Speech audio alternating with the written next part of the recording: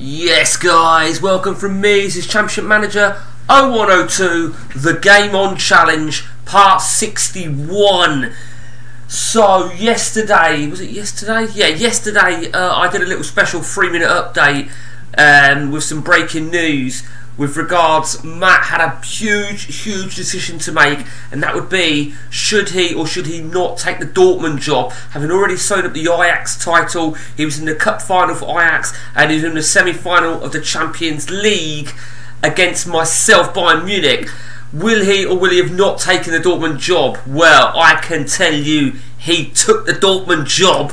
And this is where we're at as we almost approach the halfway stage of season 63.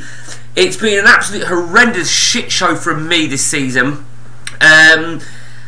We'll come back to me in a minute. As far as Matt's concerned, he's made his 7 signings. He had two pre-arranged deals, but he's had a bit of a tough run because he's had a lot of injuries, as you can see. And I mean, the Santa Cruz regen, he got injured. Who was it? Was it someone got injured for 3 months as well? Who was it now? I forget who it was. Maybe he's already back there, because we really hammered out a hell of a session yesterday. And then of course he managed to he beat me in the league game 2-0, as you can see. So they finished 8th in the table, which obviously qualified him for the Intertoto Cup. So a bit of a long route into Europe, but you know, to be fair to Matt, he did it. That being said, he's recently been eliminated out of the UEFA Cup. At the 3rd round, he lost to Rennes.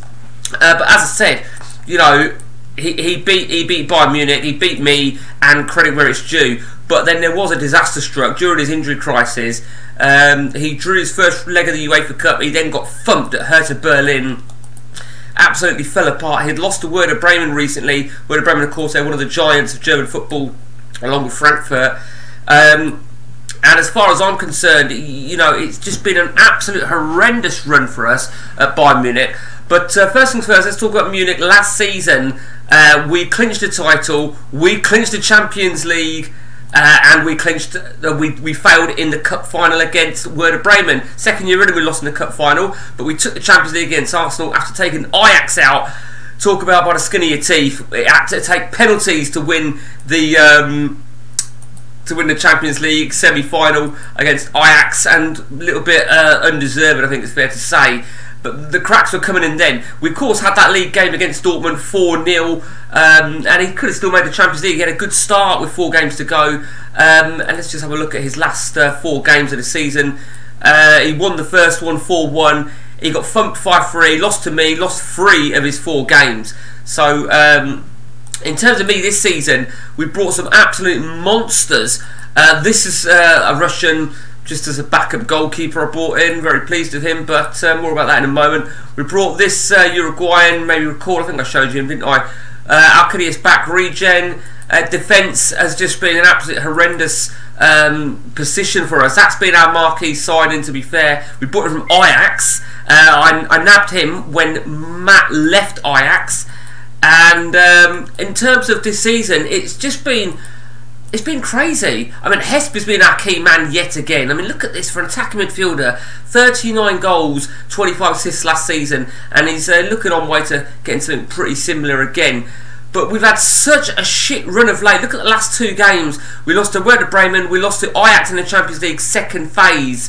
Bit of a tough looking group. We had a tough looking first group as well, where we had Inter, PSV and Cannes. But we did win it on the last game. We could have been eliminated in the last game of the group.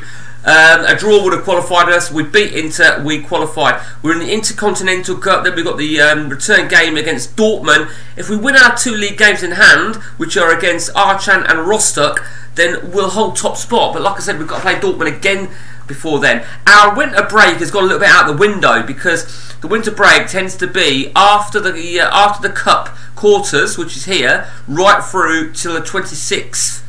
No, sorry.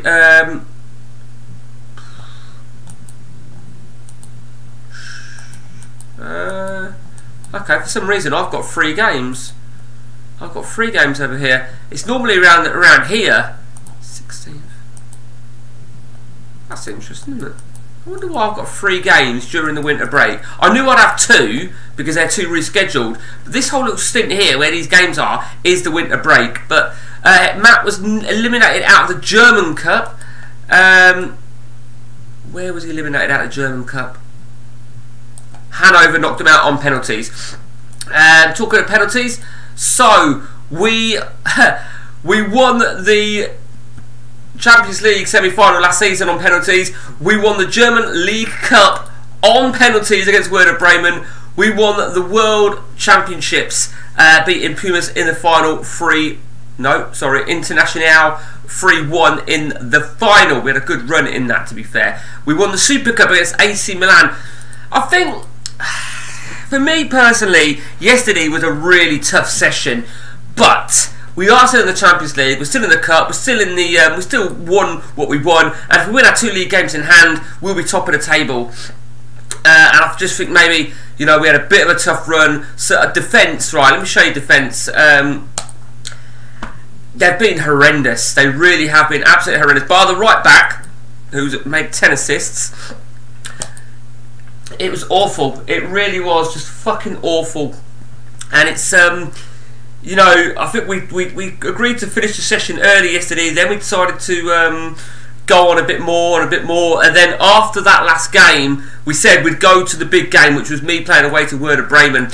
I dropped my goalkeeper, brought in Rice, who then repaid me lovely with a red card. Talking of red cards, let's talk about Matt a minute. So Matt brought a defensive midfielder, Thierry Marino. Now, I found him ages ago and I showed him to Matt. I had no intention to make a bid for him a couple of seasons ago because I can't trust anyone with an 18 injury prone. Now, you may work out who that probably is. We work out that that is more than likely Patrick Vieira. And it was a big risk for Matt to take it, to take a punt on him. I think in a solo game you'd do it, but when you've got capped transfers, he took a punt, he bought him. He's a quality player, no doubt about that, but he's not really producing what he needs to, and that's probably because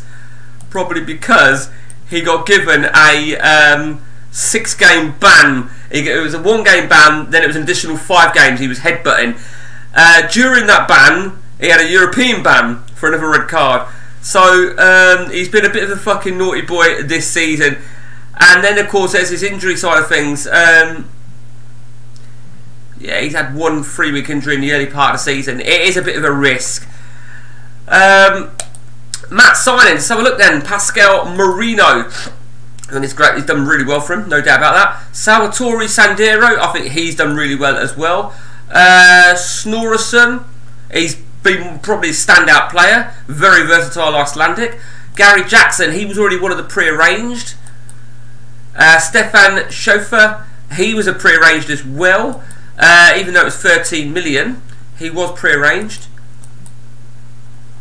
Liano, very good Andorran defender, but we seem to really struggle to get, consistent defenders at the minute. Matt Jackson, Matt had an option of 3 defenders. He asked my views, and he agreed, or I agreed with him, shall I say. Matt Jackson was the best of these 3 defenders, but he looks really good, but it's just been absolutely awful. It really has. Thierry Marino we just looked at, and Diego Gonzalez at the Paragon, we looked at him as well. So, yeah, quite a session yesterday. It was a tough session, like I said. It was a very frustrating one, and it wouldn't be so bad, right? But we were playing this quite late yesterday. Now, when I'm playing a session, when it's a late one, most times my wife goes to sleep and I just wake her up at the end and take her up. And the downside of that is, during this real tough times, I was fucking hitting the settee, I was hitting the cushion. I can't really scream and rant like I do because I don't want to wake her up, and I hit the fucking sofa and I was like, for fuck's sake. And then I get really I'm a bit of a cunt really, because what happens is one of the kids, right, before when they're awake, they'll come and they'll ask me something, and if I've just lost a game, I will be, have you done it where you're niggly? They'll go, Dad, can you do this to me? And I'm like, what do you want? And it's because I'm pissed off with the game, and I take it out on them, and I don't mean to, obviously. I just can't fucking help it.